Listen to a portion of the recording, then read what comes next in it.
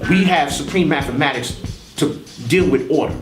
You know, everything is in order. Some people might look at the universe as chaos, but supreme mathematics are the laws that put order in the chaos. And this is why everything in the universe is governed by some type of mathematical order, some type of principle. Whatever type of force exists out there, it is subject to some kind of law.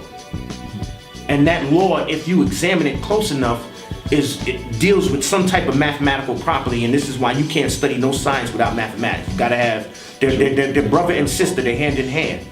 And so when we talk about knowledge and wisdom, I think, you know, just to bring it down on a simple level, when you're talking about knowledge and wisdom, we're talking about the most simplistic principles, you know, not just information, but fact-found information, something that you know from experience or observation and can be supported by facts. And so the wisdom is the ability to distribute or transmit that, give somebody that knowledge in a way where they're able to understand what it is that you're saying, and they're able to grow and develop from that. They're able to survive, because we're also talking about survival. And you know, I'm hitting a lot of different things, but I want to tie all of these things together. We're in Mecca. This is where the knowledge and the wisdom of our culture, this culture, started. You know, and the number 12 is a very significant number. You know, a lot of people are about to celebrate Valentine's Day. Now, we don't celebrate Valentine's Day, but we do celebrate love every day. And that's today's principle in the supreme alphabet. What made the number 12 significant? On a ruler, you got 12 inches. Okay? And we use rulers to measure. Right? We make a straight line with a ruler. Okay? And so, how are we gonna rule if we don't love each other? The person that started this culture gave us his knowledge and wisdom out of love.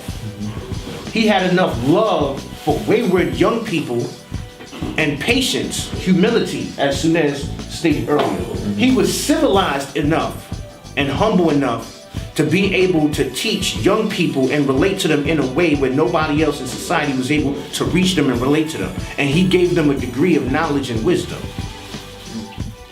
that continues today in this very room right now. And so on and so on. And that's the only way it's gonna continue. You gotta have love. There's people that try to teach this thing, but they're not teaching it with love, and therefore they're ineffective. They're not getting through to nobody. You gotta teach it with love. You gotta give it up with love. You gotta love this. You gotta love what you're doing. You gotta love your people. If you don't love your people, how you gonna teach them? How you gonna reach them? True. That's the only way you're gonna do it. And if you do have that kind of love, then humility and all of these other characteristics of being a civilized person will come into play. They'll naturally flow out of that love. Because when you do love somebody, you are patient.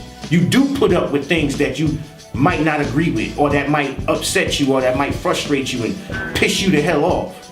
But you gotta be patient enough to, you know, to be able to work with the person and understand the level that they're on. You know, understand the condition that they're in, and be able to know what kind of knowledge to give them, and be wise enough to give it to them in a way where they're able to digest that and then grow and develop from it. If Mega did this.